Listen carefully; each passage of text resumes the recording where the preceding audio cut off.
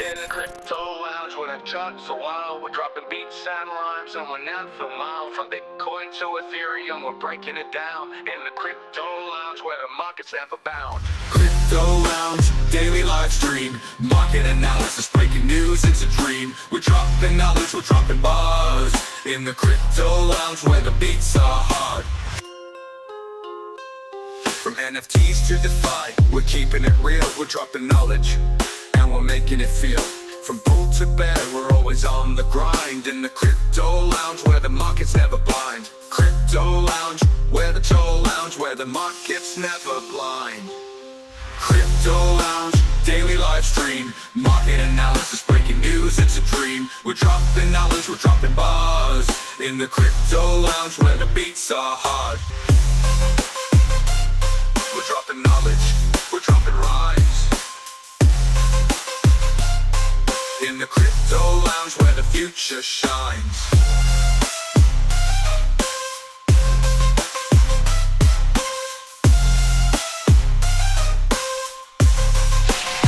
All right.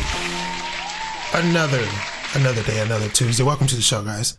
Hope you're doing very, very well. Hopefully you can see me hand clap to you guys. We have a lot to talk about. Bloody. It's not too bloody. It's not too bloody. But hopefully the audio is getting in good. And hope you guys doing good. Man, I want to start. We're definitely going to get into the market post, but there's a couple of things that I want to talk about that's pretty important. And I told you guys about the bank situation and how they do not want us to actually generate yield off stable coins, right? They're coming after that. They're trying to get the Genius Act, which is actually really, really smart language. They're trying to get the reward situation removed because they want it all, right? And they want to give us crap. And you have the Brian Armstrong. We're going to look at his response. It's not very long. It's just under a minute. And I want to talk about that because I think that's very important, what he's doing. And, the banks are going to be throwing a lot of money at these congressmen. So that amendment would be not good if it went through. And we're talking about stripping rewards, guys. I love DeFi. I love getting yield. I talk about lending a lot. That thing is starting to pump too as well.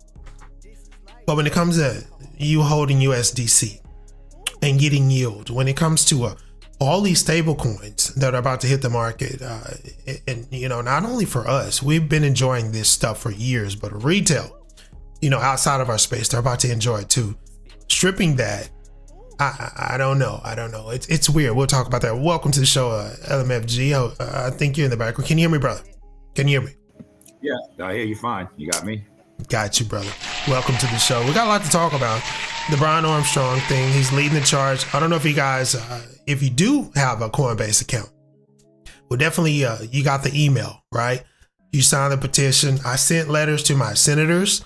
We need to extinguish this as quick as possible. So hopefully you can support that movement.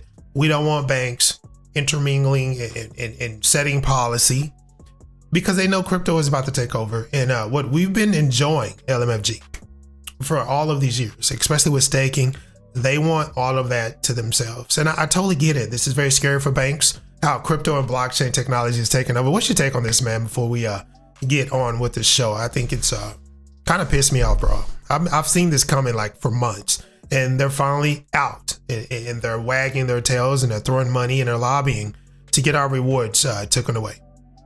What's your take? Yeah, dude, 5 years ago, it took me 50 hours reading, and I said, The banks are screwed and they are going to go after this so hard. I'm telling you right now, they got to be putting so much pressure. The Disney trips are snowballing right now, senators and the congressmen, I guarantee you. And it's really ugly, and they better not get away with this. If they do, I'm telling you right now, everybody, I think there's enough in the crypto world and the communities that we will be able to dox every single senator and congressman that is running for office next November. Guarantee you, if they screw this up, this Clarity Act, it's going to be somebody's got to really dive into the politics, and we got to really push this and pay attention who you vote for next November. No, I agree.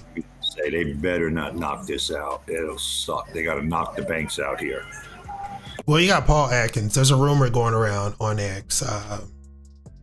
Is he going to be head of the SEC and the CFTC? And, again, obviously that's unprecedented, and it's not going to happen. It's a rumor. I don't think he wants to do that. I don't think he wants to be over the CFTC. That's always been a separate entity, two separate entities, two separate leaders, essentially. So I don't think that's going to happen. But yeah, man, the rewards thing, the staking thing, the Genius Act is about to push these stablecoins over the rim, right? And they're going to be everywhere. Your favorite store is going to have its own stablecoin. I'm not joking. So the banks want those particular, kickbacks, essentially.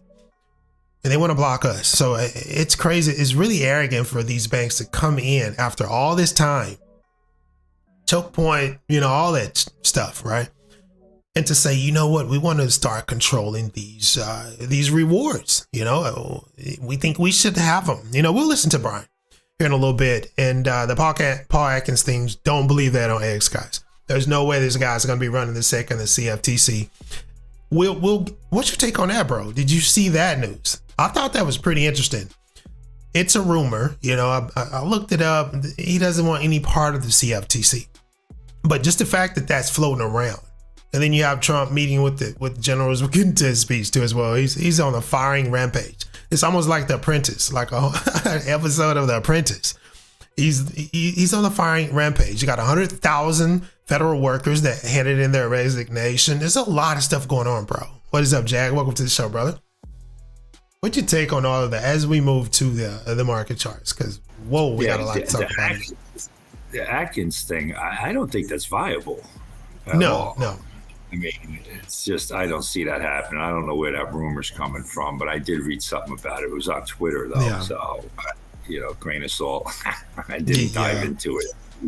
We got a lot of engagement farmers, and they make stuff up. You got to be careful on X, especially those big accounts that are loaded with bots. They make a lot of stuff up. All right. And a lot of people believe it, and some are just paid to respond and to click like and to retweet. So you got to be careful who you're following. I don't believe that crap. And I looked it up. He doesn't want any part of the CFTC, and he's got enough to deal with. I think he's great where he is. Now, LMFG, there's a lot of blood in the market, and we're going to talk about this. It's scaring the crap out of everybody, and I want to really focus on the actual market overview and then we'll get to the countdown.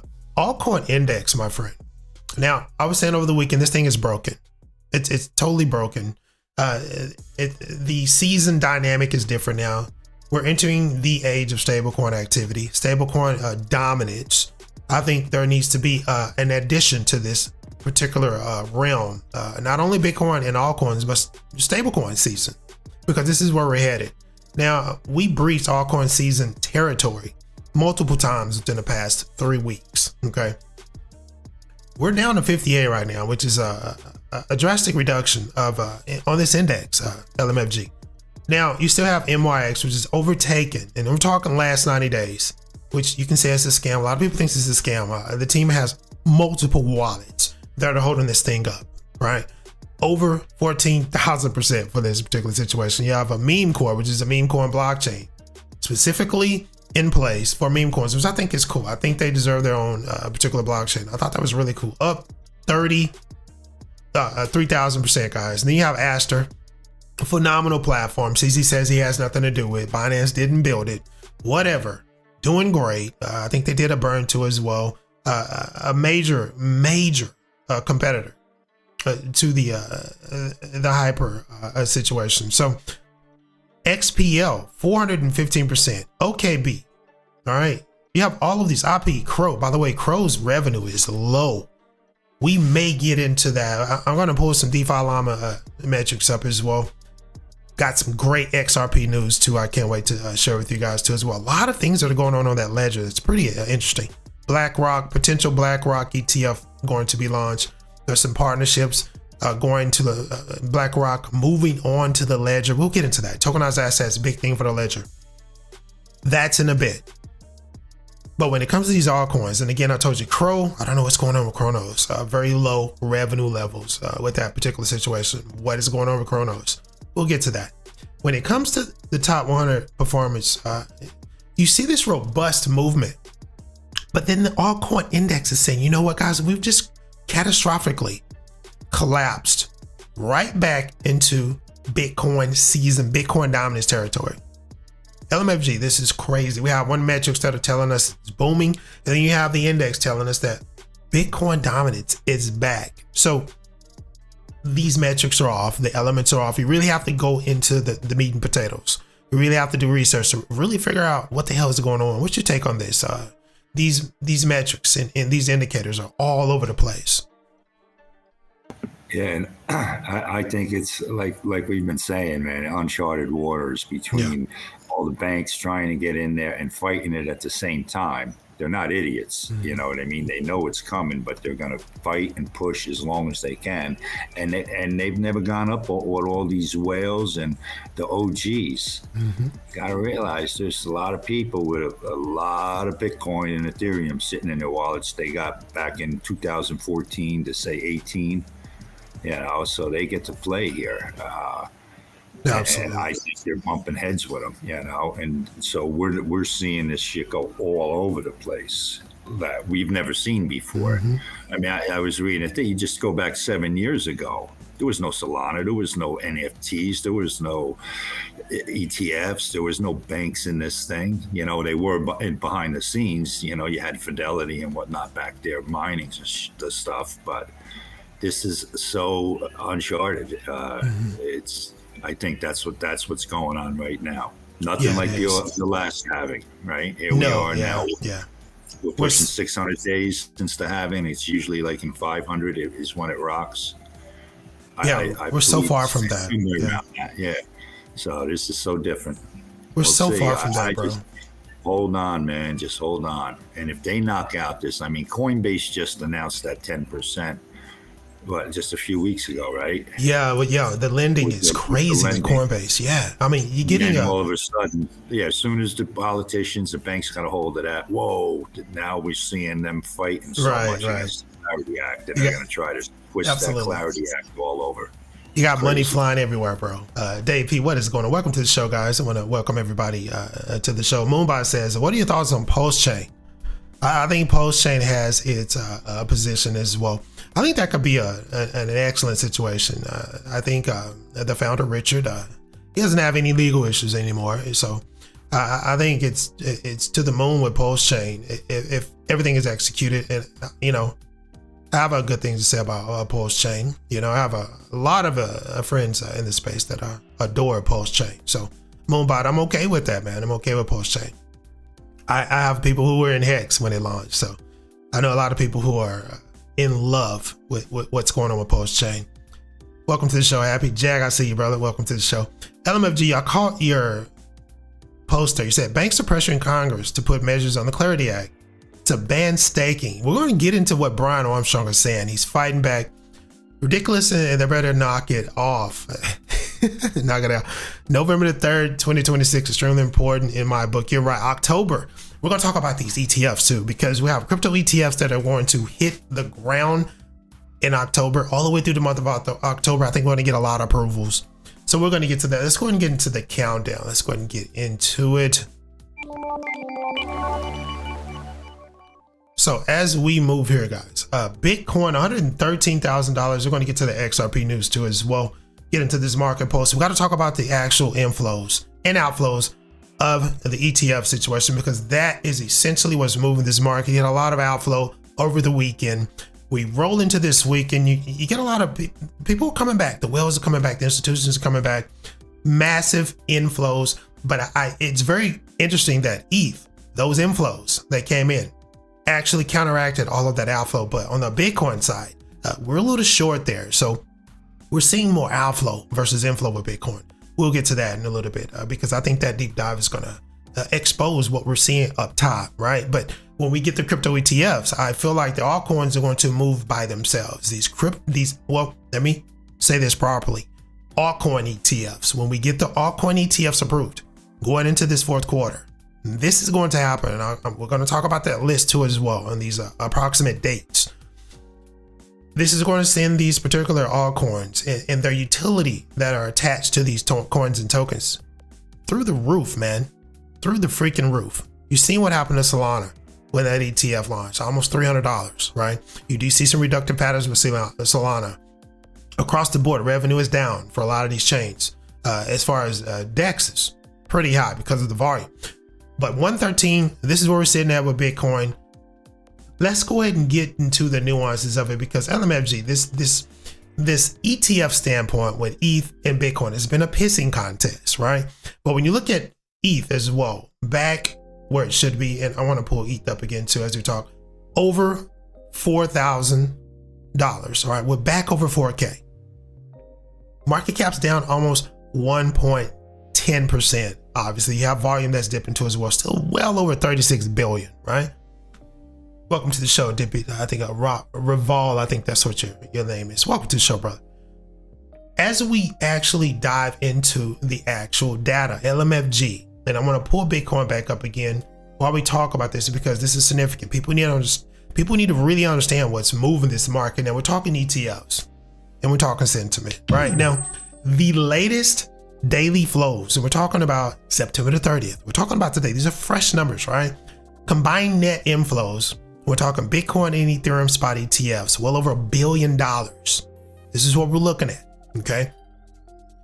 Now, as I say this, these two are leading the market. You have Bitcoin, who is the grandfather of the market. Everything trails, right?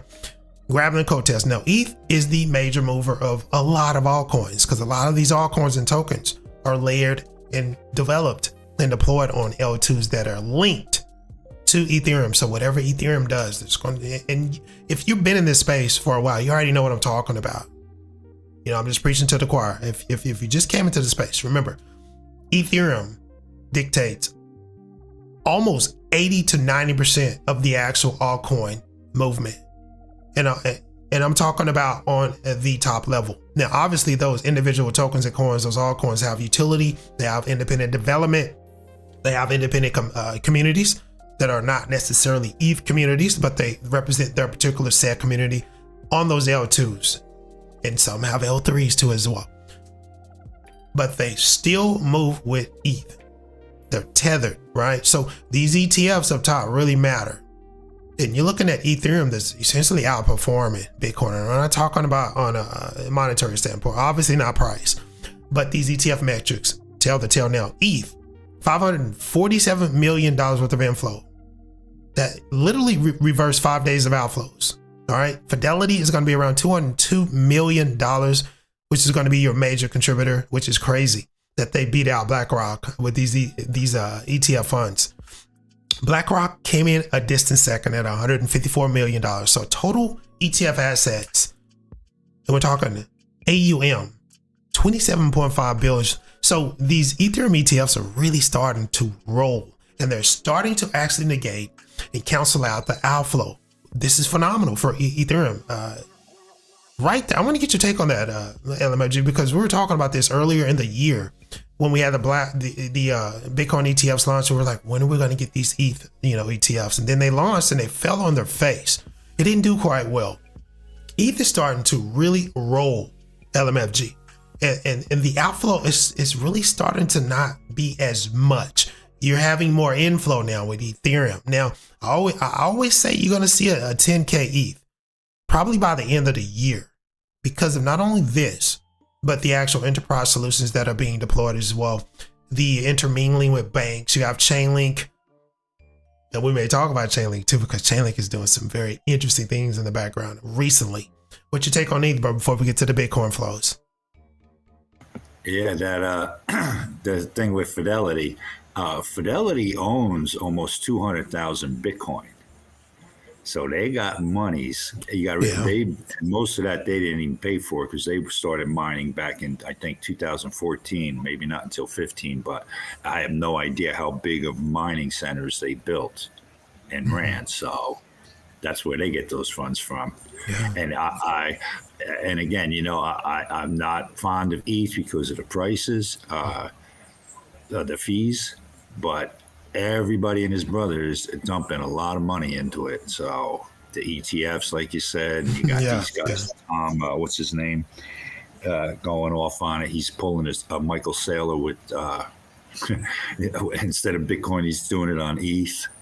So he's got a lot of funds coming in. I don't get it. Rock and roll. I mean, when is that surge coming? When are those fees going to go away and slow down the inflation? We'll see. But everybody and his brother is diving into it. You see, like you just said, the millions. What, $500 million in a few days? That's crazy, bro. Yeah, it's crazy. That's crazy money, bro.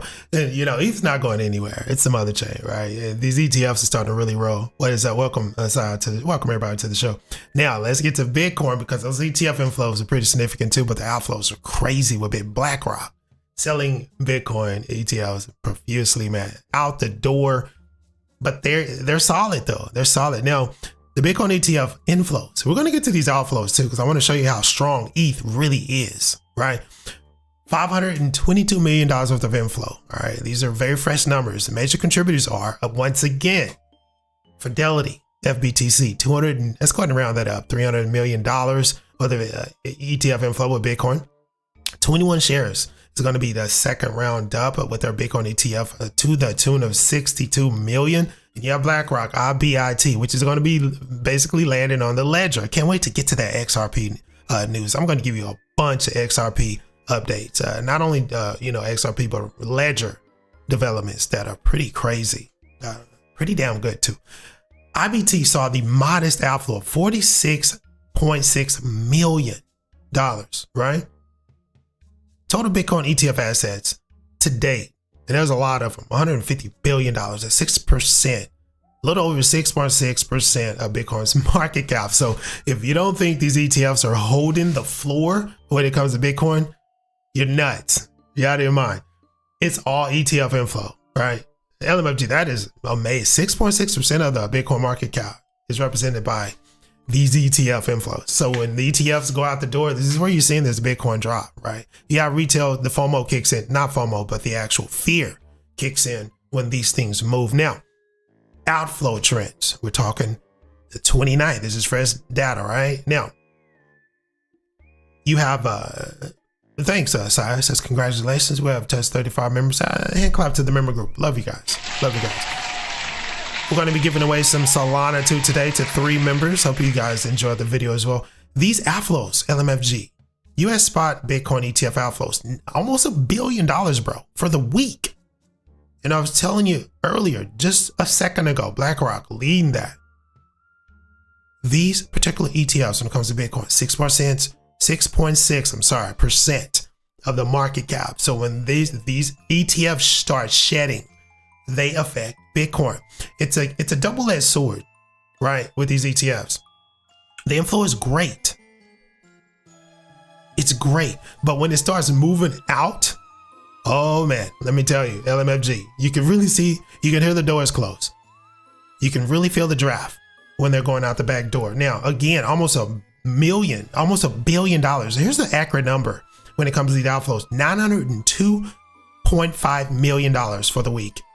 All right, ending a 4-week inflow streak, which decimated those gains. And you saw the reduction in the price. Largest single day outflow, $418.25 million. That was on last Friday, guys, right? This is why we're seeing that drop over the weekend. And then the fear kicked in. September the 26th, Fidelity, FBTC led with let's go ahead and say $301.4 million worth of outflow, with the IBT trailing at 37 million. Now, ETH, that, here we go again. ETH, check this out, $251 million worth of outflow. This is registered on the 26th, with the weekly outflow totaling $547 million before the inflow reversal. So that was a major reversal when it comes to ETH, guys. The inflow basically canceled out that outflow, but the Bitcoin outflow, it was not enough to bring it back to where we were at 115. We're consolidating at 114 right now. We're at 113 currently. But LMFG, ETH is rolling. And if you're into the memes, and if you're looking at transactional volume, if you're looking at GUI, you're like, yeah, ETH is dying. Not so fast, guys, not so much. ETH is smoldering. It's just waiting on this language. Once these RWAs and tokenized assets, these tokenized stocks, when they start rolling, you're going to see ETH climb to 10K really quick. LMFG, what are your thoughts on that? Yeah, just the inflows and outflows that have been going on. I bet if you go back 2 or 3 months, longs and shorts, we may be pushing $1 trillion lost. Yeah, I think you're right. Go back yeah. three months ago. I mean, it's been a couple times, and the people are still doing it. So I'm not sure what's going on there. It's just a ton of money. It's just a ton of money that's going in and out of this here. It's crazy. Yeah, it is. Now, just to cap the ETF situation off, we're looking at this flow chart, right? Last 30 days, guys, we're talking well over $1.06 billion net flow, all right? And we talked about last week's outro, okay? Strong month, but I have to tell you, this is phenomenal. These assets under management keep rising, not only with Bitcoin, but ETH, but these are the top two. This is grandma and grandpa. That's what I like to call them, right? Bitcoin and ETH. Doing pretty damn good. We're going to be rolling into the new year once all this language is going through. It's going to be pretty advantageous, especially so. I need you guys to get entrenched, get into the good stuff, get into the ISOs, right? Not financial advice. Get into the RWAs. Any facilitator that's going to be actually facilitating RWAs, tokenized assets, tokenized treasuries, DeFi, borrowing and lending, right? You're going to see a lot of real estate is going to be jumping on a lot of these chains. We don't know which chain yet because they're picking, right? We had Swift that actually chose ETH, Lania, I think it was, that L2 to do their business on, right? And then we have Chainlink coming in, making partnerships. ETH is pulling in a lot of this when it comes to those sectors, along with Solana too. I'm not even going to joke with you. Solana, they have an upgrade coming up too as well. They're positioned to do quite well. We're talking $500 per coin going into Q4 of 2026 for Solana LMFG. These are the predictions I'm saying. And they can get there as long as that chain remains stable and it can handle. I think they're going to be removing that block limit pretty soon. Maybe boosting the transactional capacity for each transaction. That would be great because then you want to have so much congestion there. If they could optimize that chain, Solana is a big player. ADA. We're going to have some really, really cool stuff in the next 4 years, especially if you're entrenched. You know what you're doing. You do your homework. It's going to be very, very advantageous for you. Ethereum, we're going to move on to Tether. Tether is going to be introducing an Americanized stablecoin. You do know it was kicked out of the EU. Tether's got issues, guys. So I think, and this is just me, they did some rebranding. I hadn't seen it deployed yet. But with Tether, USDT, I believe, by the way, they just bought a lot of Bitcoin today. I think you're going to see Tether segue or transition into another brand. I think you may even see this logo go away. I don't know. Again, there were some rebranding efforts 6 to 9 months ago. I think you guys remember that if you paid attention to that. I have a question. Go for it. A thought there, at least. Would they be able to move that liquidity over to the new coin and just like replace it? That's an interesting question. With the US coin. Because they're going to make it ISO 222 compliant and with all the, showing the reserves and make it, so interesting. I'm not sure because that's an awful lot of money sitting there. If you split it, how you going to do that worldwide? I was pondering this. I was thinking about this over the weekend. How would they even do this? Because they're embedded everywhere, right?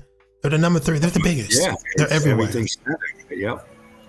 So it's going to be interesting to see. I know that the compliance issues are still great with this particular outfit, the stablecoin. So you have RLUSD that's breathing down the neck. You have USDC, which is the darling. I think RLUSD has a great chance of flipping all the way up into the top 10 pretty soon.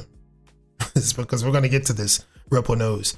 USDC is going to be a darling.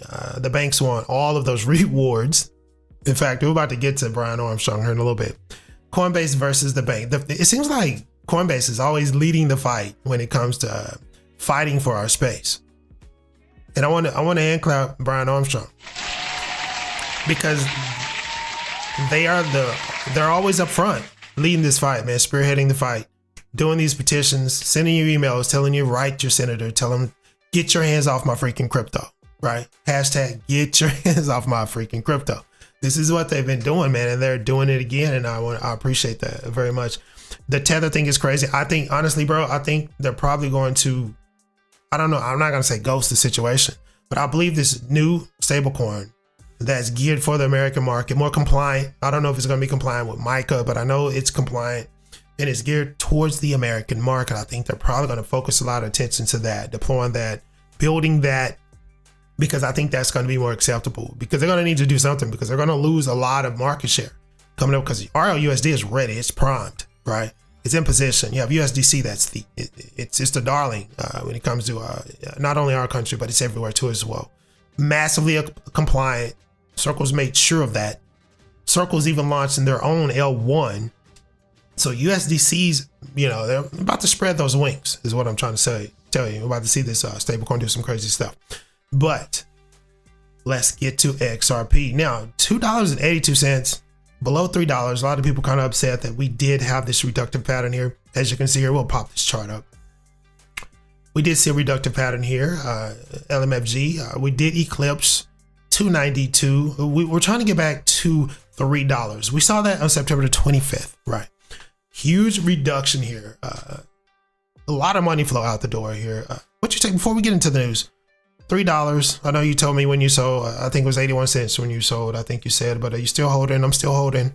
I got real antsy at 81 cents as well. I regret that, LMFG. I regret selling at 81 cents. I feel like an ass for doing that. Before we get into the news though, from $3 to 283, it's not, if you had big bags, what do you think, man? Because you're going to see XRP wrapped up into a lot of the DeFi protocols going into the next 4 years. A lot of XRP is about to be locked up into these protocols. People are going to start generating massive yield, and they're going to be taking advantage of that. The banks aren't going to remove that. All right. So you factor in all of the future potential abilities of locked up XRP, millions.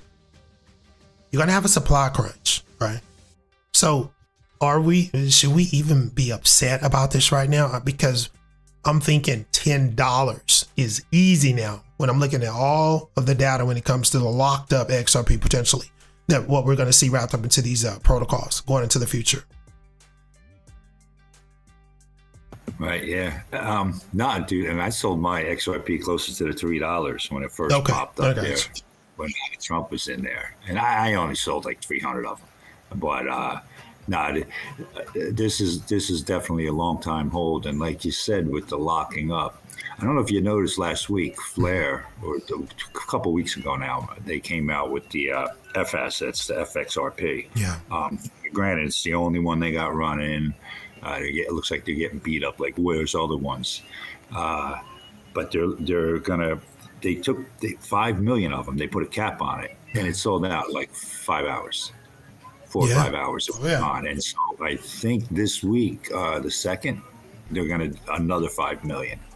And then once a month, or it's right at the beginning or the end of the month, right around the first, they're going to like 15 million. I don't know. They got a schedule out there. So we'll see if that keeps selling out like that and those getting locked up.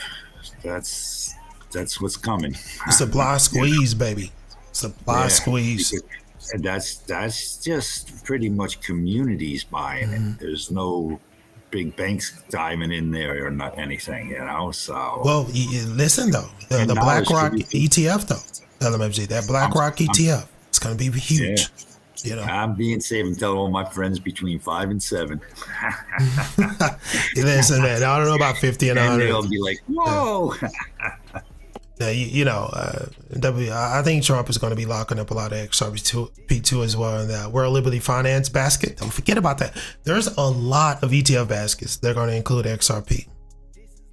And a lot more to ADA, Sol, AVAX, SU, HBAR. We're going to get into that entire list here in a little bit and run down the actual dates and all of that good stuff. Currently sitting at 283. This is your large outlook chart on XRP. Don't worry about that drop from $3. This is peanuts to where this thing is going. All right, let's get into this news, man. So as we pivot to, and I want to pull, and this is what we're talking about. We're talking about XRP. All right, $2.82. Here's this great. Now, the BlackRock partnership. Let's go ahead and get into this because this is ledger news, guys. This is some big time news for RLUSD as well. Now, when it comes to the ETF, there's a lot of talk about this. It hasn't been approved. I don't think BlackRock's even submitted anything, but that will happen. It's not only BlackRock, but there are other vehicles and fund managers that are going to be implanting XRP into their actual ETF baskets and filings. We'll get to that in a minute because that's going to happen next month. We're rolling into October so hard, so hot and heavy. It's going to be very interesting to see what happens here. Now, let's get into the BlackRock partnerships. We're going to get into those updates, and then we're going to talk about the ledger because those updates are pretty interesting as well. There's some gaming involved here and some healthcare innovations as well that we talked about last week. Got some updates on those too. The ledger is about to boom. You have a DEX too that's going to be popping too as well. I think they're still in the middle of that pre-sale. LMFG, am I correct about that? I think the pre-sale still going on for that ledger DEX, the first DEX on that XRPO. I think the pre-sale is still going on. I could be wrong. Yeah, I'm not sure. Okay. Let's get into this. Now, you know about the tokenized fund integrations. I told you about this, guys. RWAs are going to be king. Any facilitator is going to rocket to the top price-wise, right? Ripple has partnered with Scrutinize. You guys know this to enable BlackRock's BUIDL and VanEck V-Bill. That's the one that gets left out. The VanEck V-Bill, tokenized fund holders. They're going to be on a ledger as well. Now, these holders are going to be exchanging their shares for Ripple's RLUSD stablecoin. This is that use case that RLUSD has that a lot of other particular stablecoins aren't going to have. With it being so closely related to the ledger, it's going to be a different stablecoin, guys. It's going to have a lot of use case.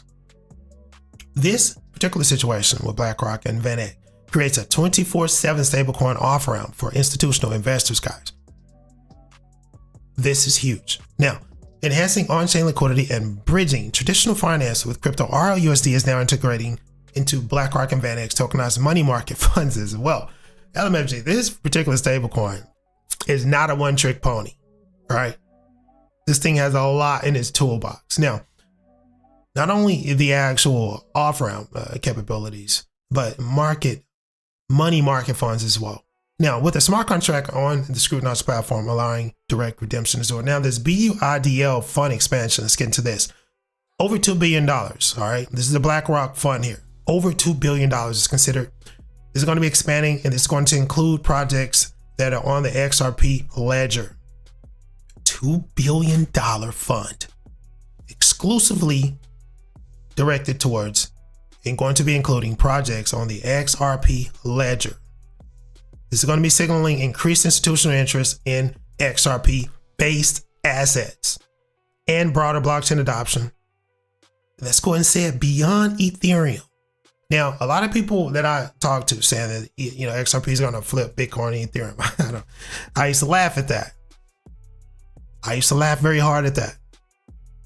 I think potentially, LMFG, what's your take? I'll get your take. I'll tell you what I think about that because, I mean, just reading this alone out loud, it's very exciting if you're a holder of XRP. What's your take on this? Yeah, big time. And I've been following in DCA and into XRP since 5 years ago. And everybody was like, "Wow, the SEC suing them." I'm saying, "Yeah, but read Ripple, read everything about that ledger. It's not blockchain like we know it. It's just a straight ledger." And now you have all of these. They already got the Ethereum side chain running, and now you got all of these like Flare, Ondo coming out. A lot of things happening. And I just hope that this thing survives once all this traffic comes. And I believe they just did another upgrade to it a little while ago. I forget I forget how many transactions per second, but I think we're going to see a lot of parallel stuff coming onto a lot of these chains. Yeah, we'll see. There's a lot coming. Can't wait. And like I said, from the beginning, I see this. I said, this is going to be one that's going to survive going up against the banks. And they have. You know, I lucked out by saying that, but here it is. Yeah. I'm thinking that after reading. So there'll be others, but they're going to be the leader for sure. Well, concerning the actual updates, we want to get into those ledger updates. They are presented, and the CTO has been doing a lot. He was chirping a lot earlier this year about these updates. We're talking, you know, you have the side chain too as well. We'll get into that here. Cross chain expansion was huge. Now we see why all these updates were actually implemented. Kind of adding a more robust atmosphere, a more robust infrastructure, so it can handle this. You're right. You know, there was a worry. We've seen how Solana has handled all of the volume. We do not need this to happen with the ledger, especially when this takes off. That $2 billion, man, going towards expansion of XRP ledger projects. That is amazing. You know, it's a pretty cool BlackRock connection here. Now, the ETF situation, don't believe the hype on that. There's nothing definite on that right now as of today, but we will get to the actual approximate dates of those filings, because as we know, the SEC is expediting a lot right now, especially with the 19 B4s, especially with the announcement recently, basically trying to fast track and streamline all of that, because they're about to launch. They're about to roll these off the hill. And I don't know if they're going to do it in batches, but we're about to get a lot of altcoin ETFs announced, and that's going to be a landslide of opportunity and a landslide of price movement going in the upper direction. And we'll get into what's going to happen too once these things starts rolling, because we got a lot of whales. We have a lot of whales in a lot of these projects that are holding a lot of these tokens and coins, and they've been waiting patiently for this moment. We'll get into my thoughts on that as well. I want to get your take on that too, man, about what is going to happen when these altcoins really start reaching these new all-time highs after these things are approved. How these whales are going to actually act, we'll see. Going into December, we'll see. Now, institutional custody moves. Now, we're talking about the BlackRock partnerships again. Now, there has been speculation about BlackRock's involvement in large XRP custody transfers. Everybody's been talking about that last week about the Coinbase Aladdin platform. All these XRP coins that have been moving to these exchanges. Now, reflecting growth institutional positioning. Now, the official spot XRP ETF filing has actually been made by BlackRock, but no official movement of that yet. But concerning the movement of these actual transfers, custody transfers, I think it's safe to say, and we did get, I think, over $120 million moved to as well recently. I think it's safe to say people are getting in position for the run. Now, with the other altcoins, yeah, you're probably going to see a lot of selling once these things tops off, especially when these new all-time highs are reached. You're going to see massive corrections. And I think that's just going to be great buying opportunities for retail who wants to get into these beautiful altcoins. You're going to get your chance because they're going to go up so fast, and you're going to see that correction. That's when you get in. Elementary. We talk about DCN. That's when you set the triggers. You get your bots ready. Get your trading bots ready for this, so you won't miss the ride up, right? And you can DCA down and go back up again, because when we get into 2026, these things are going to reach all-time highs we've never seen before because of these vehicles. Look at what the ETFs have done to Bitcoin and Ethereum. Look at the new floors. It's interesting. It's very interesting. Now, let's get to the ledger updates. By the way, I want to hand clap that BlackRock involvement.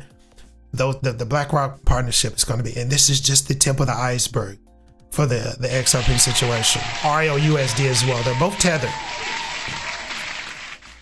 But there's more. Let's get into these ledger updates. Now, major software releases. We're talking, you just mentioned this. Now, the ledger is going to need to be robustly upgraded. And this is what we had. All right. Major software releases. Now, recent update include XRP Ledger Server v26.0 and 2.51 as well, introducing features like network ID in validation, support for domain ID in the token issuances, and major fixes for consensus issues as well. So we did get a core upgrade. These are pretty much core upgrades for connectivity, consensus issues, network validations, a lot of the quirks that people were, complaining about on a developmental standpoint. You have those core updates. The CTO actually explained this too early in the year. Now, on-chain credentials, a new amendment introduced. I think a lot of you saw this on X. This particular amendment introduced on-chain credentials for managing authorization and compliance, adding new transaction types and enhancing security and compliance features. There's a compliance issue. Getting up to date to the language. This is very important for all chains to do. I hope every developer in the space is doing this for compliance, just so you can remain compliant and be compliant once the language is signed, put in front of Donald Trump, and signed into law. If you're not compliant by then, you're going to be moving backwards. You're going to be left out in the cold. Hopefully everybody, especially you really, really important chains, hopefully your compliance levels are up to par. Hopefully you hadn't been sitting with your thumb up your butt. I'll just leave it at that. Hopefully you are getting things done. I know Paul Chain is. Brian had a fantastic meeting with his SEC recently, LMFG. We've been talking about that for a week now. I know Paul Chain is up to par when it comes to compliance. They got it from the horse's mouth. So I hope every other developer is listening and taking notes and getting their networks up to compliance, because we're headed there. I know the Ledger's doing it. I know the CTO, he's doing it. Now, EVM sidechain and cross-chain expansion. We're talking about the Ledger here, guys. Has integrated Cosmos EVM, enabling IBC interoperability, which is very huge, and allowing developers to use Ethereum compatible tools. That's huge. The B3 network is also expanding from Ethereum to XRP-L, the Ledger, boosting cross-chain functionality and liquidity. LMFG, your take on this? We were very excited about this particular expansion. The side chain seems to be going very well. This was very important addition, very important addition. What's your take on this as we move on? Yeah, again, eventually all these chains are going to need to talk together, and you have cross liquidity there, and that's the beauty about that. Again, and how long's this been running? 10, 12 years? Yeah. These things take time. And here we go. It's coming to fruition. And then once we get, like I said, I keep saying that Clarity Act, and then that'll be tweaked over the next year or so. All good, man. Rock and roll, cross liquidity. Yeah. Yeah, we're landing on you today. We're landing on XRP, Ledger, and XRP, RLUSD. This is, you're not getting all this on X, right? We got to give it all to you. We're going to dump a lot of XRP news and updates, because people need to understand this particular situation is embedded, not only in America, but across the world. Compliant. ISO compliant. And it's not the only one, but I'm just saying. Go ahead, brother. One of the founders, Brit, or he begins with a B, I forget his name, but he's even got a patent on a payment system that Ripple owns. There's a patent on it. I can't think for the life of me exactly what it does, but it's pretty wild. It's something to do with Swift, and that was done back in, I think, 14 or 15. Oh wow! So yeah, the XRPs have been around for a long time, guys. Just in case you didn't know, it's been around for a long time. Hell, I think before Bitcoin. No. Yeah. It's been a conceptual situation, definitely. Before Bitcoin. It was open coin at first until Garlinghouse came in, and that's when McCaleb said, "I'm out of here." And they bumped that, and then you got Stellar, and Stellar's just a fork of Ripple. So yeah, absolutely. Why they're doing so good where they're at with the point of sale stuff, all rock and roll ledgers. When I read about the ledgers, I was like, "This is gonna piss the banks off," and here we go. Yeah, man. Yeah. We're gonna get into that Coinbase situation here in a little bit, guys. I want to get into that. I'm very excited about this XRP update, and DeFi tokenization. We were talking about that as well. Real estate as well. Dubai is heavy on the ledger with real estate. Let's get into the DeFi sector too. It is growing on the ledger too, so there is a DeFi. There's decentralized finance on the ledger. A lot of we don't talk about it, but it is there. TVL nearing $60 million, guys. Stablecoins like RLUSD, USDC, and others expand into the ecosystem as well. With Ondu Finance tokenizing U.S. Treasuries on the ledger. It actually is live. Undo's tokenized US Treasury Fund, OUSG, is actually live on the ledger as well. Institutional liquidity is coming to the ledger as well, guys. Now, gaming and healthcare, you guys know about this too as well. If you don't, here it is. These innovations are occurring too as well on the ledger. Game Chain is launching to support on-chain gaming. Don't sleep on that if you're a gamer. Game Chain. It's going to be launching on the ledger there. And I'm going to be doing a video on that too pretty soon.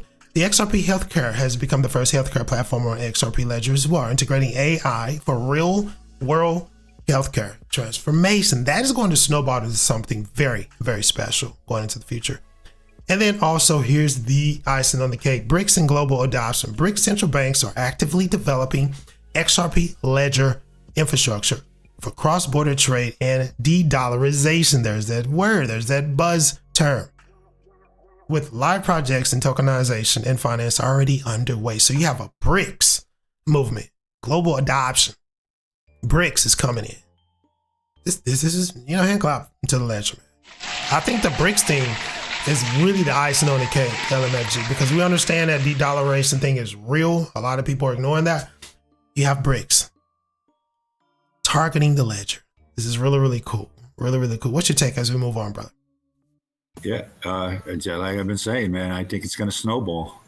You know, very easily. There's going to be so much demand for the XRP itself.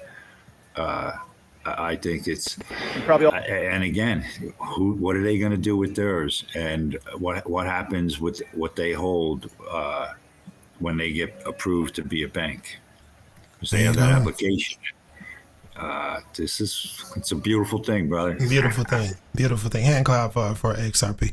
We'll close with that. And we'll do a quick rundown. We have BNB back under 1,000. BNB is performing very well, but a lot of the altcoins are down within the last 7 days, last 24 hours. All right. We're just moving with Bitcoin. Bitcoin did lose a lot while we were talking. It's down to 112,974 right now. ETH is still holding the floor. Down across the board too as well. Solana pushing $205 down, almost 7% for the particular 7-day period. Dogecoin 22. Dogecoin may have an ETF. We're going to get those lists to you here in a little bit as well. Dogecoin ETF. That's going to be huge. And I think there's going to be some BlackRock involvement there. BlackRock launches and implants Doge into ETF. It's going to fly.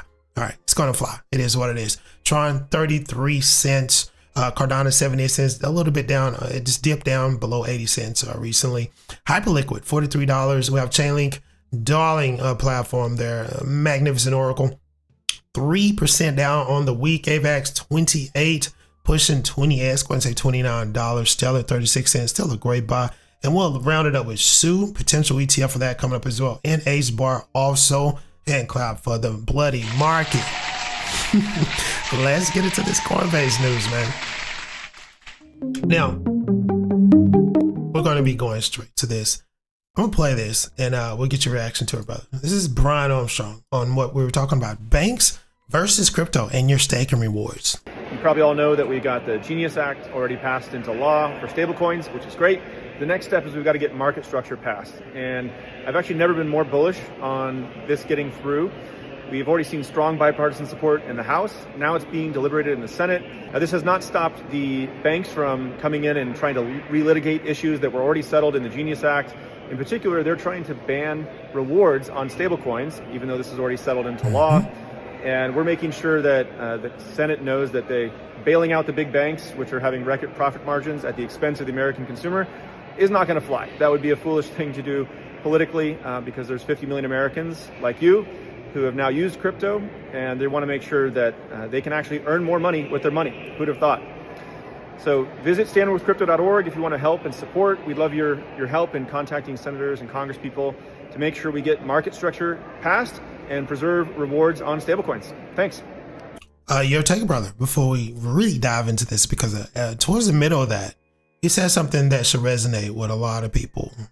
What's your take on that, man? Yeah, that's rock and roll. And like you said, he's always been there, you know. Granted, he has the funds when he came out with his coin. Yeah. You know what I mean? He cleaned up there, but at least he didn't just go sit on a yacht and hang and sit back, you know. Absolutely. He's really been an animal with this stuff. He's there all the time, like with Hoskinson and Garlinghouse. These guys are on it. And that's perfect what he just said, man. Get out there and hit your senators up. I bother the shit out of Tom Tillis all the time. Yeah, you gotta. Yeah, the thing is, and by the way, I know you guys, I mentioned this earlier, 100,000 federal workers have resigned this morning. We're talking about United States federal workers. They have resigned, making it the largest resignation in history of the country when it comes to federal workers. I think we're going to have a government shutdown. I think Trump actually, we'll get into what his statement on this as well, but we'll get to that in a little bit. Brian Armstrong has been spearheading these type of fights for some time now, and he's very serious about it. And what he said was very, very actually accurate. The banks do not like the fact that we enjoy massive APYs, up to 10% right now. They do not like the fact that you can become and establish yourself as a bona fide lender in this space. And you can charge up to 10% interest on your lended funds. You can also borrow at extraordinary rates as well within this space. This young man is fighting hard to protect that because the banks are about to come hard. They're about to throw so much money at these congressmen to get them to amend this situation because they, number one, he was right. They want to take advantage and recirculate these rewards, take them from us and use them to keep them afloat because their particular books are swimming in the red, because they gave out all these loans to people. That's just in entities, not only individuals, but entities that should have never gotten the loans. We saw this in 08. We saw this with Countrywide. If you remember the Countrywide fiasco, right? We saw this with Signature Bank. With you guys, we had a lot of events within the last 4 years. And a lot of it was from frivolous lending. Predatorial? I don't know. I think it was just frivolous. I think it was just greed. Now they're in trouble. And then you have this inflation rate. You have this government fight that's coming in, a shutdown. You have mortgage deficits. You have auto loan deficits. Repos are going crazy. There's not enough repo facilities. There's not enough repossession guys to even grab all the cars that are being just left out because people can't afford to pay them the notes anymore. Homes that are going to be a foreclosed. These banks are done. They're toast. So what do? They're trying to take the rewards and recircumvent that and circle it back into their institutions. They want congressmen to amend the Genius Act to where they can actually grab what we've been enjoying for some years now when it comes to staking. Now, these particular stablecoin rewards was never on target until the Genius Act because the banks know these stablecoins are going to basically replace fiat. And they're going to be backed by treasuries, gold, precious metals. By the way, did you see gold? It's almost 4K. Platinum, palladium, all these metals that were smoldering, they're at all-time highs. Silver, almost $50. I'll tell you this, gold is telling us something that a lot of people need to be paying attention to. And this is, I guarantee you, Jerome Powell is paying attention to this. This is why the interest rate reductions aren't working. The system is broken. So the banks are trying to cling at anything to keep them afloat. I think we're going to consolidate down to maybe 5 banks pretty soon. It's the only way this is going to work. Now, I don't know how Trump's going to figure this out. He's going to be firing a lot of people within the next 4 weeks. We're going to look at this video. He's basically saying this out loud. 100,000 federal workers already resigned. A lot of banks are going to go under. They are grasping for air. And this is why Brian Armstrong is trying to tell you. We need to fight for this because they got all the money to throw at these congressmen. And a lot of these congressmen are corrupt. This is how they make their living. LMFG, this is a very serious situation. I don't know about you, but I'm getting just south of 5% on my USDC. I'm lending as well, charging around 8.5% interest on my lending, making some really decent money. I'm consolidated, not worried about anything. I'm not worried about the volatility. I'll move back into it. I'm still holding my conviction plays, especially I'm holding Paul like crazy because I love Paul Chain. My AVEX, I still have that, but a lot of my volatile stuff, man, I consolidated that into USDC, and I have part of that generating yield just south of 5. And then I have the other sector of that in a lending portal that was just launched on Coinbase. That is a partnership with Morpho. And it's phenomenal. I love the fact that you can park like this and wait the volatility out. The banks do not want us to have that option, LMFG. What's your take, man? I'm pretty pissed off about it. Yeah. I mean, the banks are paying you what, 0.1%? And now you're going to less than that, bro. Less than that. Yeah. 0.01, right? And now you're getting 4, and that's what I've been telling everybody for years. You're going to wind up even being able to get 8, 12, and 15%, I think. You got to think the banks give you that little bit of interest. It's because of their overhead. With crypto, there's no longer, with DeFi, there's no longer, all your corporate headquarters and the buildings and the maintenance people and the landscapers and all the CEOs, VPs and vice presidents. And I mean, you go on and on and on, directors, especially if it's a public bank, then forget about it. And most of them are. And like you said, 5 banks, you're going to see a lot of these rural banks. The BlackRocks are just going to come in and buy that stuff for pennies on a dollar. Watch. You'll see them all bankrupt or they'll just fold. I bet if you look around over the last year, you'll see a lot of VPs and presidents of some decent sized rural banks. They have resigned and they have retired. Oh, yeah. I guarantee. Because they're not stupid. Now, there's an interesting news drop here. The SEC is considering allowing stocks to trade on-chain with plans to launch quickly. This dropped like 3 hours ago, but there's an update on it as well. So it's very interesting. A lot of things are moving on-chain, including banking, guys. DeFi is going to replace that brick and mortar, and they know it. That's why they want a part of these rewards. Because here's the thing. They're going to have to implant and go on chain, regardless of of what they think, what they don't want to do. That's why a lot of what you're saying is very true. A lot of these OG CEOs of banks and these board, they're retiring. They don't want no part of this because they don't understand it. They thought this would never happen in their lifetime, but it's happening. DeFi is going to be plugged in, right? And they're gonna have to deal with it or die by the wayside. A lot of them are already swimming in debt, so they're done. They're done.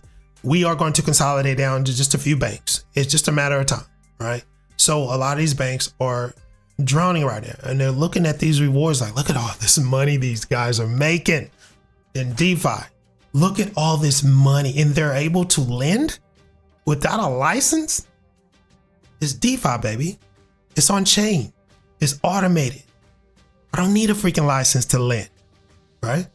All I need to do is click this button. It's literally a one-click situation on Coinbase right now. Or you can go to Morpho or other, decentralized applications and do it manually yourself. It's that easy.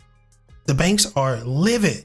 And then they're seeing all of this APY. I think Morpho had the highest I saw was like 15% on USDC, just holding it,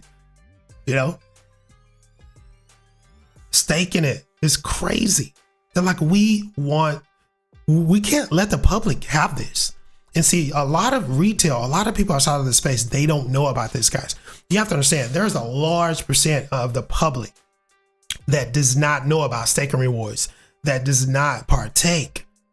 They have their money wrapped up into 401ks, Roth IRAs, money markets, and they're making dog shit return right now. Some are in the negatives. They don't understand. They have no clue that they can move that money into DeFi and almost quadruple what they're getting from their banks and from their money market funds, their credit unions. Quadruple it. They have no freaking clue. And the banks want to keep it that way. In fact, they want to keep it that way, and they also want to take it away from us that are in the space enjoying this shit. And this young man you see on the screen right here says, hell no, over my dead body. It ain't happening.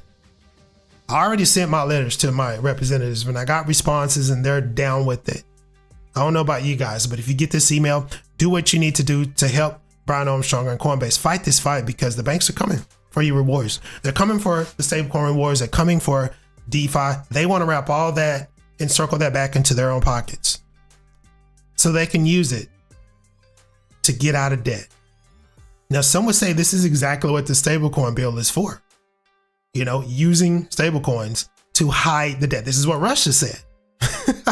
You remember this, LMFG? They came out and said, hey, this Genius Act. This is, yeah, it's pretty genius, all right. They're going to be hiding debt. They're going to be running this and rolling this into these treasuries, and we're going to see the dollar go away. And along with the dollar, the debt. They're saying we're writing off our debt through this is what the Genius Act is. But this is what Russia is screaming. Listen, it is what it is. Our government's been doing this for a long time. This is just a new way of doing it. And it's called stablecoins. It's called the Genius Act. It is what it is. But Russia's pissed off about it. But I will say this as we move on to Trump in the economy. I have to tell you, LMFG, we need to fight this. And I think we're going to win this fight. All right. I think we're going to win this fight for sure. I'm not worried about it. And this man right here, he's ready to, he's got his game face on, LMFG. He's on Capitol Hill. You can see it behind him. You can hear the chatter. He's walking the walk. I don't see any other developer standing next to him. Maybe they're in the background. Maybe they're not in the frame. I don't know. But this is the only guy I see fighting this fight and tweeting about this and spearheading this movement. Why is it just him? Kudos to him. Hand clap to this man. All right. This is why I used Coinbase. Now, I could be wrong, man. There may be some people behind him. There may be some people that don't want to be seen. I don't know. I would think he's got a few guys with him, like Austin, I hope so.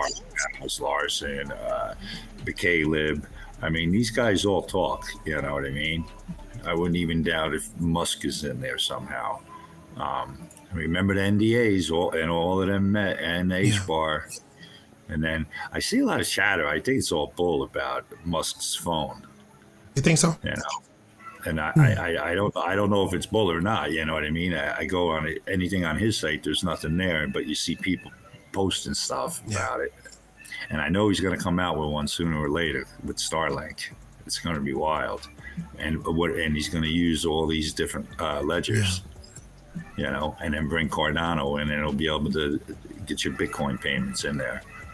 It's going to be what's coming is beautiful, and I do believe that Armstrong's got other guys with it. He's good like that, man. You know? Yeah. I hope so. Yeah.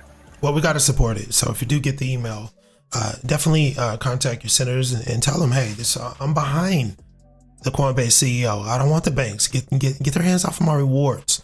I want to continue to get this APY, this beautiful returns. I want to continue to hold stablecoins. You know, I don't want this to be a special situation for rich people, essentially. Right. Why do all the executives at the banks have big old boats and $10 million houses? If they weren't there, all that money would go to the people. Again, for the people, by the people. I said that after 20 hours reading. Boy, it burns me up, man. I'm like, what the hell? Yeah, in other news, check this out, man. We're going to segue over because this is starting to piss me off, man. Listen, I know banks are, we need banks. I get it, but man, it's their own fault that they're collapsing. It's not our fault, right? All that frivolous lending the past 20 years. This time 717 says, bro, it's life. It will never change. Life is life. You're right. But I think everything is going to be forced to change, right? By the way, we have multiple comets that are entering our solar system. What the hell is going on with that? But listen, I just broke the straw there. Totally left field with the alien situation. But man, I've been reading some crazy stuff about what's going on within our solar system. So is this a disinformation campaign? Are they trying to, all this crazy stuff going on the ground? Are they trying to keep us from looking up? Because I got to tell you, this 3-Eye Atlas thing is crazy. These comets that are coming into our solar system, crazy. But I digress. Check this out. This is very, very interesting right here. Now, this is a search. This is the last 7 days when it comes to altcoin searches on Google trends. It is skyrocketing. LMFG. When you look at this, I mean, it is skyrocketing, bro. And we're talking the last 7 days. People are interested in altcoins. Everybody's searching for the right altcoin. I'm going to give you the right altcoins here in a bit. Check it out. Last 7 days, absolutely skyrocketing searches for altcoins. Now, does this have to do with the actual announcement coming out of the SEC saying we're going to streamline these approvals? Hell yeah. I think it has a lot to do with that, because people want to get in trends. They want to get in place. They want to properly position their bags in the right altcoins so they can ride this wave all the way to the top. Now, I will tell you, there are whales that are already positioned in these particular set altcoins that are going to probably beat you to the punch when it comes to selling, but don't get discouraged, because these things are going to they're going to go past, they're going to set multiple all-time highs. So you're going to have your opportunities to get into Chainlink at a discount, to get into AVAX at a discount, to get into XRP, Cardano, to get into AgeBar, SU. You're going to get your chance to get into them at unbelievable discount prices. All right. This is what's coming. But LMFJs, you look at this amazing skyrocketing search level within the past 7 days when it comes to altcoins. What does this tell you? Yeah, to me, I think it's kind of crazy. I mean, altcoins, yeah, but as long as it's not meme coins, because are they putting meme coins underneath that? But altcoins, by all means, like I said, there'll be dozens of chains needed once everything gets all real world assets, yeah, absolutely, NFTs. I mean, just on and on. It's a beautiful thing, man. People are paying attention. I think we're going to see this year. I think we called it last year that we'd see a big boost like over the holidays, with all the families getting together and everybody wanting to get into it. Because I have people that I talk to, there's been about at least a half dozen of them said to me, "Oh yeah, I got to talk to you about that stuff." And I says, "Oh, yeah, I see your emails, but I don't do anything."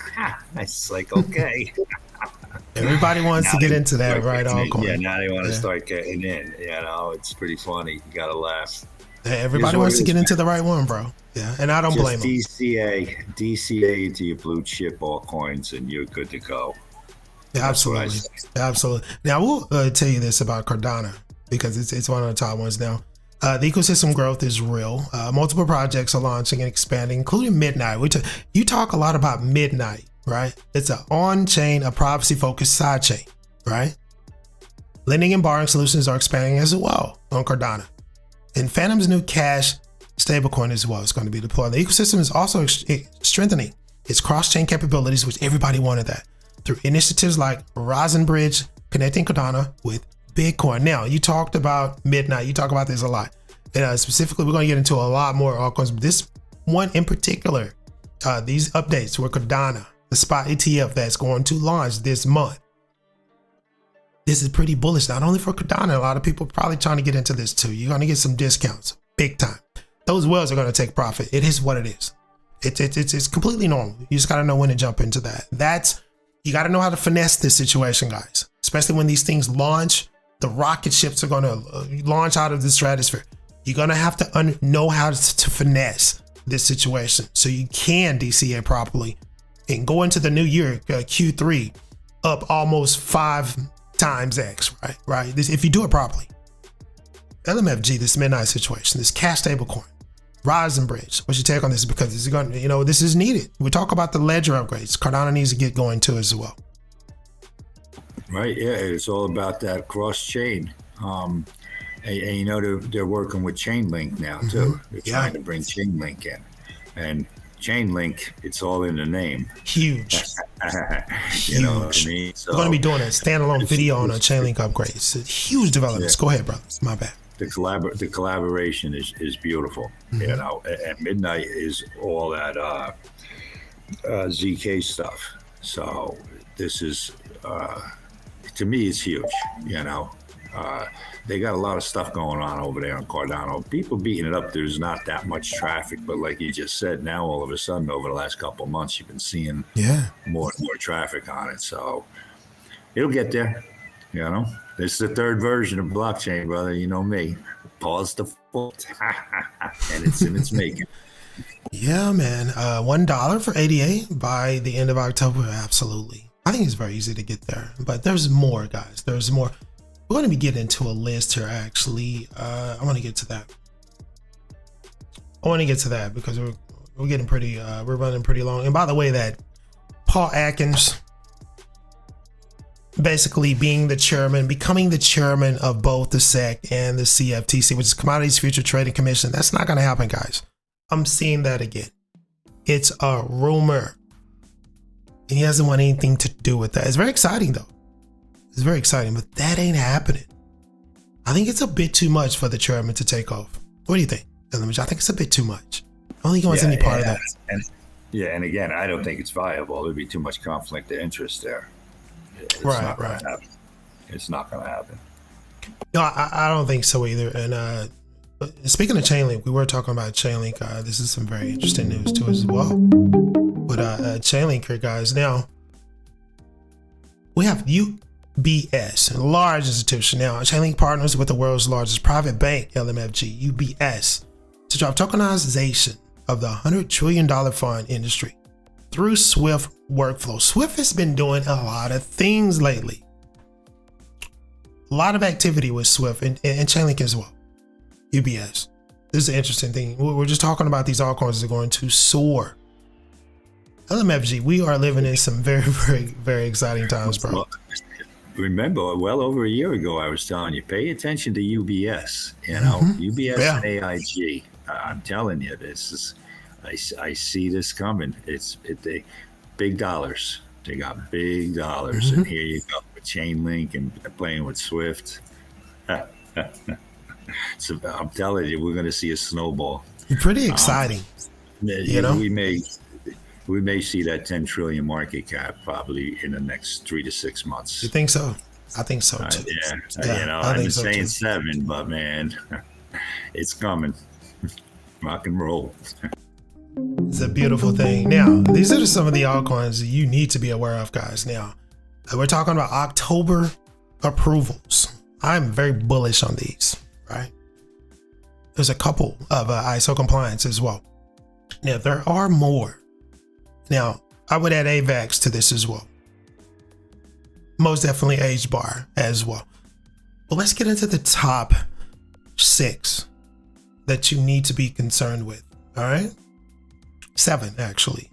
No, 8, because I left off AVAX and HBAR. Now, Litecoin, obviously that Canary Capital spot, Altcoin ETF. We've been waiting on that. There's been some delays there, but the SEC has actually fast-tracked this. Now, October 6th, LMFG is going to be the particular approval date set for the Canary Capital spot Litecoin ETF, the fork of Bitcoin, the amazing Litecoin, newly instituted privacy protocol. I believe that actually went through earlier this year, maybe early 2024, late 2024 when that went through. Earliest decision is going to be this week. Could be the first pure altcoin spot ETF if approved. Now, what does that mean to you? First pure altcoin ETF, LMFG, when you hear that term? One for one. That's what I'm thinking. One for one pricing. I like it. I like it. I love the Litecoin devs, man. That X is funny as shit. It brings in anybody at Canary Capital can start getting into Litecoin. Have a nice day without dealing with a wallet and seed phrases and getting a cold wallet. And just go click or call your broker. They don't even have to. They can use the phone. Absolutely. Now, I actually did side research on all of this. And a lot of this is lining up across the board. A lot of publications are reporting these dates. We did get information from the SEC about the fast tracking of these particular baskets. And the WFI, the World Liberty Finance basket. Oh, and by the way, I have to tell you, a lot of these amendments to these filings have included staking too as well. So we're talking about all the lockups that are going to occur as well with these particular altcoins. And LMFG, we hadn't even really expanded on that during the live, but a lot of these altcoin ETFs, a lot of the filings have been amended to include staking. That's something that people aren't talking about enough. because we're talking about the lockup that's going to be ensuing with the XRP coin into these decentralized protocols. What about Litecoin, XRP, Solana, Cardano, Dogecoin, Stellar, Chainlink? These are on this list, along with AVAX, HBAR, SU. They're all going to be staked, bro, within these ETF vehicles. I don't know the 30, 60 day, 90 day, 6 months. That, you're talking about supply squeezes across the board. Do any of you understand what this means?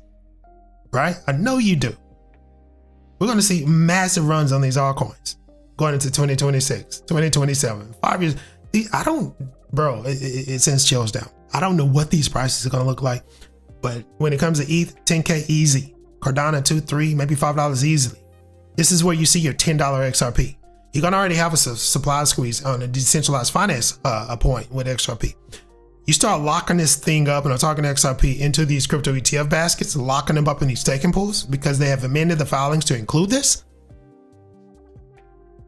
I don't know, bro. I used to laugh at these dudes, these XRP dudes that used to do this engagement for them at about $100 XRP. I used to laugh at that shit. I'm starting to really think twice about this.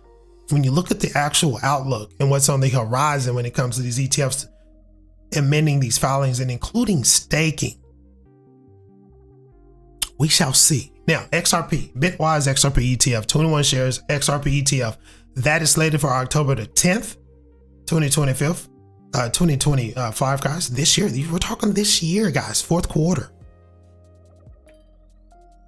Long-standing filings likely in the first wave of approvals, guys. We're talking Ripple, XRP, under the new rules. So October the 10th, October the 6th is going to be the Litecoin situation. Very bullish for those two. Solana, we're talking VanEck, Solana ETF, 21 shares, Solana ETF. The date is not really specified for this, but October 2025, we're going to see this Solana ETF. We're already seeing some, initiated. There's going to be more now. Bloomberg analysts now rate approval rates well over 100% when it comes to Solana, VanEck, and 21 shares ETF. It's one of the top candidates for approval. This is why the SEC has basically streamlined all of this. Cardano, you're talking Grayscale, Cardano Trusts, going to be converted into ETF. That is slated for October as well. Part of the broader 16 ETF batch. High institutional interest with this one. Very high. I looked this backstory up too as well. Very high institutional interest for the Cardano ETF. Dogecoin, Rex Offspring Dogecoin ETF, that is slated for October as well. Meme coin exposure. Here's your meme coin exposure to the ETF vehicle. It's going to be grouped with other altcoins as well. Stellar, there's your ISO compliancy here, along with XRP. I think Litecoin is ISO compliant too as well. I could be wrong about that, but this is actually slated. It has already been approved. Did you know that LMFG, the Hasdaq NASDAQ crypto index for US ETF funds for the XLM situation, that was approved on the 24th. Right. I just saw that the other day. No one's tweeting about this. This includes XLM's exposure marks the actual first US altcoin exclusive ETF launch, guys, and no one's celebrating this. You need to tell me XLM is not getting love for this? The first altcoin inclusive ETF that was launched on the 24th? No love for Stellar? It's getting love, but people don't care. It's getting the love, but only for selected communities and institutions and influencers. Stellar doesn't get a lot of shilling. A lot of people don't shill Stellar, but that Sovereign, the smart contract deployments, that was huge for Stellar with the Sovereign situation. But again, that was already launched. Now to round this up, late October, we're going to see Chainlink. Multiple indexes are going to be launching Chainlink ETFs, guys. Those proposals are vast. That was going to go crazy. So we're talking about $100 link. We shall see. But hand clap for the altcoins. Be looking for these guys. There's more to HBAR, AVAX. You have to be you have to have your ducks in a line. You got to be on point with this, guys. You got to know how to finesse these situations because a lot of these are going to go up so quickly. You don't want to buy those tops. I always say, do not buy the tops of these all-time highs. You want to finesse it. These wolves are going to top. They're going to sell. They're going to see overwhelming amounts of money in their wallets. They're going to sell. these particular new all-time highs that are about to be set, not only in the ones that I just actually told you, but the AVAXs and the H bars, the SUs, the polygons, the polka dots, right? All of the top 25, all these chains, they're going to spike hard. And these ones are going to sell. They're going to take profit. That's when you dive in, because these are going to reach multiple all-time highs going into 2026, 2027, 2020. You have to have a long-term view, not short-term. Short-term doesn't make, you lose a lot of money short-term if you play these the wrong way. Long-term view, DCA into these, because you will get actual opportunities, because they're going to correct heavily, because these wells worn out, and they've been worn out for a long time. So, and LMFG, the key acronym DCA, you always talk about this. The opportunity is on the horizon, and we're going to see some phenomenal chart movements with these altcoins. It's going to break the index meter, I guarantee. Now, meanwhile, before we move on to the conclusion of the show here, and we're going to do a memory giveaway too as well. This is what's going on with Trump, and I think economically, this is going to dictate where we're going to be moving in October, guys. Along with this great news, it's still going to be rocky. With the stock market is actually moving in the wrong direction at this point in time, and I think it has a lot to do with the government shutdown. This is what's going on meanwhile with Trump. It's crazy work here, man. Crazy work. I'm going over. I'm going to be meeting with generals and with admirals and with leaders. And if I don't like somebody, I'm going to fire him right on the spot. I gotta replay this. It's like the apprentice. It's like the episode of An Apprentice, bro. Is he having flashbacks of being on that show? LMFG. I mean, he loves to fire people. Yeah, the media will have a blast with that tonight. He loves firing people. I listened to them earlier this morning, and did you see what they said? Yeah, yeah. It says they're talking. You better be tip-top shape. You're overweight, you're out. This is what he's saying, yeah. Now, I don't think he should be talking about anybody's health. That's what he shouldn't talk about, because that's some issues. He let headset do that one. Oh, yeah, he doesn't want. There's so many. I think James Carville was. I watched James Carville a lot. He's funny as shit, and he was saying that all these marks on his hand, the back of Trump's hand, allegedly, guys. But this is James Carville. This is what he said. He was saying it has something to do with late stage syphilis. It's crazy work what's going on with what's going on. I don't think Trump has syphilis. Come on, let's be real. But James Carville has some interesting perspectives here when it comes to his health. The cankles, what is it? The catheter that was saw. I don't think he should go there with the health. But I want to play this again, because Trump is gonna, this is scaring the shit out the market. I'm going to be meeting with generals and with admirals and with leaders. And if I don't like somebody, I'm going to fire him right on the spot. He's not joking. And there's the walk. He's going to Marine One. Trump's not joking around, bro. And he said it's all about bringing the country back. Genius act, bringing the debt down, hiding the debt, as the Russians say. Boy, we are in extraordinary times right now. Extraordinary times. Bitcoin currently is at 113. It's teetering around 113, 114. As you see Trump walk back. Very interesting times here. And we'll bring it back to the market, guys. Market cap, we're below 4 trillion once again.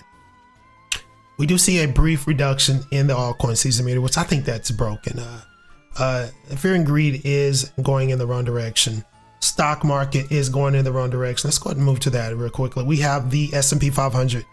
It is trending in the wrong direction. Dow Jones, 117 points, missing, almost down 0.27% for the NASDAQ 100. NVIDIA is retracing pretty well. Bonds, 10-year treasury, which is going to be the main thing that's setting these mortgage rates. By the way, mortgage rates 6.5%. If you're trying to buy a home, good luck. Even if you have an 800 credit rating, it doesn't matter anymore. 6.5 is the average mortgage rate. LMFG. Who's buying homes right now? 10-year yield is actually moving in the right direction, but you have the 30-year inching closer to 5. I don't know. It's crazy. And like you said, that's with an 800 credit rating. So you might be getting 8%, I wonder what the average is. I bet it's a lot. It's 6.5. Yeah. And we're talking 30-year fixed. 30-year fix, 6.5. Crazy. Yeah. You have some outfits that are buying down these rates, but they're basically recirculating them back, recirculating those buy downs back into the back side of your loan. This is what they're not telling you. Read the fine print on those buy downs, guys. And then you have these guys, and this correlates with the markets, guys.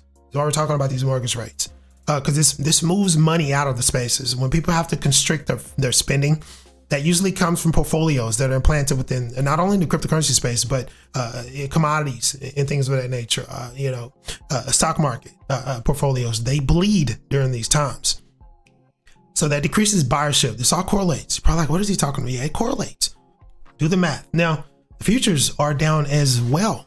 So, this market thing is very serious. And then you have Donald trimming the fat out of the government. Firing, you had a lot of resignations too, over 100K. And then he's going to fire generals and military personnel that are too fat. What the hell is going on? I mean, we must be in a lot of trouble financially, way more than they're saying. And then you have the banks are saying, well, we want stake and rewards. What about us? Can we take the stake and rewards? Can we take that APY? Can we use that stale float? This is crazy work. We're in imperiled times. But it is what it is. It is what it is. I digress from that. Now, I want to get into some late news. Let's see what we have. Before we get into the giveaway, let's see, U.S. government inches. We just talked about this. U.S. government, this is a headline. U.S. government inches towards shutdown. We talked about the 100K that resigned here. The U.S. government is on track for a shutdown, essentially. On Wednesday, noon Eastern time. They already got the time, bro. They already have the time that's already inked in. We're talking Wednesday, noon Eastern time. Congress has yet to pass new funding. I don't think they're going to do it because they are really upset with Trump. The shutdown would halt or reduce many federal services with essential workers like TSA. I don't think anybody's going to miss TSA. We don't care about that. Military budgets are going to freeze, as well as air traffic controllers are going to continue to work without pay. So you're telling me that the military and the air traffic controllers are going to be working for free? LMFG. This is why you see the market sliding. This is slated for tomorrow. Not good. I was reading a report about that, about the military. This is crazy, man. This is crazy. Programs such as SNAP, WIC, small business loans, and disaster relief could face disruptions as well. Social Security, Medicare, Medicaid, United States Postal Service are expected largely to continue operating, thank God. Though some customer services may slow down to a creeping halt. The Trump administration is threatened or has threatened mass firings, which we already saw. This is what he did today. Donald Trump, over 100,000 just walked out. They're done. And many federal employees are already planning to resign. 100,000. Deferred resignation program is what they call it. This particular shutdown is going to be unprecedented. And it underscores ongoing political impasses over federal budget approval, with the deadline looming for the start of October. Guys, we're about to shut down. And I want to digress from that because that is bearish as hell. I don't want to talk about that anymore. So we're about to do a member giveaway, LMFG, and we're about to get some parting shots before we exit the space. Guys, be mindful what you have heard today. And you can always listen to the replay too as well on the channel. I'll post it up. This is very interesting, and we're going to leave with something really, really cool. We're going to be giving away some soul, guys, to the members. I release a member video. I hope you enjoy that, LMFG, every week. And all you have to do is interact with that as a member. You have to be an exclusive member to actually see these videos. And your interaction will get you on the wheel for a prize, a chance to win Solana directly to your wallet. All right. I have to check to make sure that we have everybody that is included before we do this, these 3 spins on the wheel here. So let me do that, by the way. And LMFG, what's your take on this shutdown? Yeah, it'd be pretty ugly. And I don't know, these 100,000 people walking out, he makes say, okay, you're gone, you're fired. I don't know. It's crazy. It truly is. But I do think, I do think there's a lot of fat in the government. There's so much, it's ridiculous. I don't know if you just see what DeSantis did. He just put in, he just wrote a bill to kill the property tax. Really? And everybody's screaming. And he's like, well, there's all these people working in all these jurisdictions, and they're all making $250,000, $280,000 a year. You know, because they're worried, well, where's all the money going to come from? Well, knock those salaries down to 75 grand a year, right? Why are they getting that much money? To me, it's crazy. I mean, I'm serious. Go down to your township. Go look around. Go look at the people at the education board and the mayor and all these salaries and just on and on. It's like, huh? And then half of them don't even show up at work half the time. It's ugly. Yeah. Goodbye property taxes. He pulls that off, man. He's going to go far, huh? The property tax thing is crazy because apparently that is unconstitutional. I know there's a move here in Texas to actually, Charlie, I'm checking right now. I got you, brother. I'm going to put you on the wheel right now. The property tax thing is very interesting to me. And there's a big movement here in Texas to excommunicate that language as well, because it's unconstitutional. And we've seen, you remember Wesley Snipes when he went to jail for not paying taxes? He actually cited this constitutional law. Obviously, he went to jail still.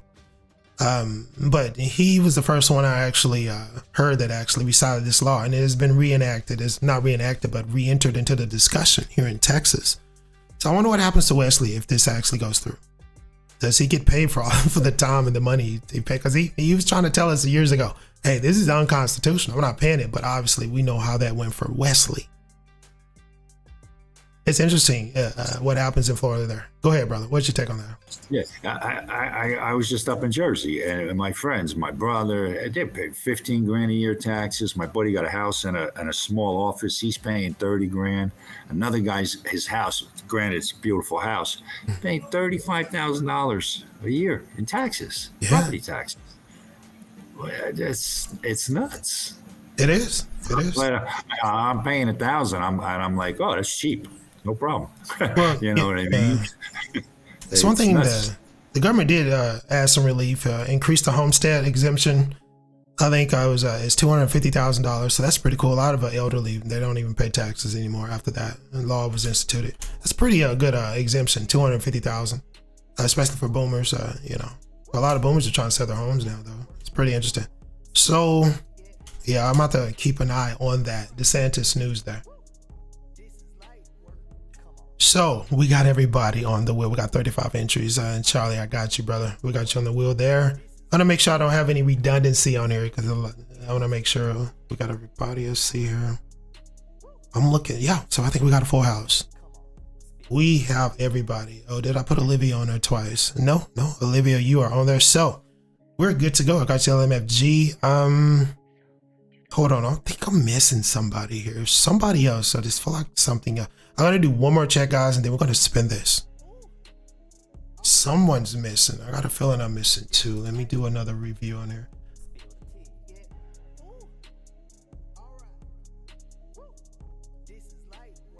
Hold on, guys. I got to double check. I'm going to bump the music up a little bit. All right. Woo. This is light work. Come on. Spill the tea. Yeah. Ooh. All right. Woo. This is light work.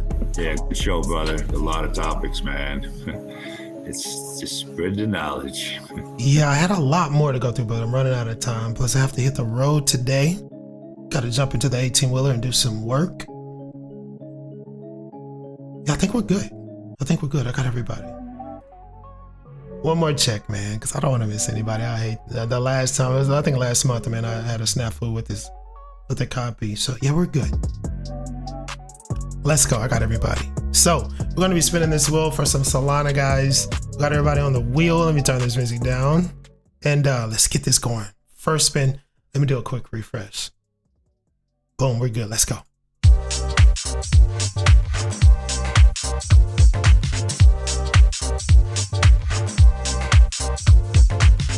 All right, it was a good spin there. It was a great spin. I think we're gonna have Alina 6-5. No, I don't know. Looks like Scott Akers gonna win this. Alina's coming. She's coming and she's gonna win. I think Alina won. All right, so we got Alina. I called it, bro. I called it. Welcome to the show, Mom. I just saw you. I hope you're having a great day. Alina 654. She etched that out, bro. Another hand clap to Alina. We need 2 more. Let's go.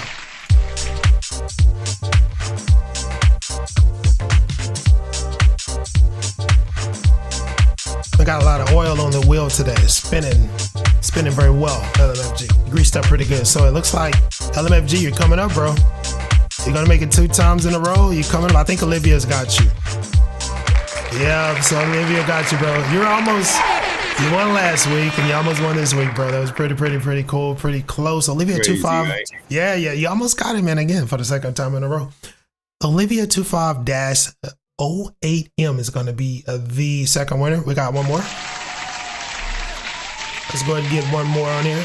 Let's spin the wheel. Again, all you have to do is become a member. Check out the videos, interact with the member-only exclusive videos, and you'll be on this wheel. We're giving out Solana. Capisonia, I think that is. Crypto for Retires up there too. Capisonia. I'm probably pronouncing that the wrong way, and I'm sorry. If I pronounce that the wrong way, I'm so sorry, but Capisonia, I think it would. How would you pronounce that, LMFG? How would you pronounce that? If you were trying to pronounce that. I don't know. Capisonia. Sonia for sure. Sonia. So this is Sonia. Okay, so Sonia. It's Capisonia. I don't know. You are the 3rd winner. What the hell is that? Winner, by the way. So hand clap to you once again.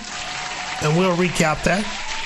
Remember, all I need is that Soul wallet address. That's all I need. And I'll see you your prize, guys. The actual winner row is Alina 654. Hand clap to you, Alina. Olivia 25-08M. Hand clap to you as well. You're the 2nd winner. And Capisonia, you are the 3rd winner. All I need is that Soul address, guys. Don't send me ETH address. I'm not gonna be able to give you your prize. Soul address, and I'm still trying to find a pivot. I want to start giving out another coin. I got to find something that's pretty cool. Maybe, I don't know. Maybe we'll give out some Cardano. Maybe we'll give out some Ondu. I really like that project, or some Podchain. Love Podchain. We'll figure that out, guys. But Capisonia, again, you're gonna be the 3rd winner. It reminds me of a Copapelli. It's a nice sandwich meat I used to get up there in New England. LMFG, Copapelli. That's some good stuff, man. I don't know if you know about that. It's pretty good though. No, I never heard of it. Some good stuff. Good stuff. Capisonia Olivia 25-08. It's not Subway stuff, guys. Some good old school stuff. Alina 654. Let's go ahead and get out of it, brother. What is your take, man? Interesting situation that we have going on here. What is your take so far? What are your predictions for the market as we pivot over to the Bitcoin chart? 113. What's your take? Again, I think we're just going to be floating in between that 109 to 115 until this Clarity Act goes. And then we'll see what happens with these ETFs. And we may even see a sell-off on Bitcoin and everybody start going into the altcoins. That could be the beginning of it, you know? Well, we saw the search for the last week. Skyrocket searches are, the searches for altcoins, are going through the roof on Google Trends. So I think you're right. I think you're going to see that pivot. I think you're right. Well, that's going to cut it for us. Again, thanks for joining me on LMFG. It's been great, bro. We'll see you next week as well. And we'll keep an eye on the market as well. I want you to as well. Keep an eye on those altcoins we talked about. And most definitely check out what's going on with those ETFs, because if you are in the know, if you keep track of that, you'll know when to enter. You know when to jump on it. Don't buy the top, and be careful with the memes, all right? We'll see you guys, and have a great one.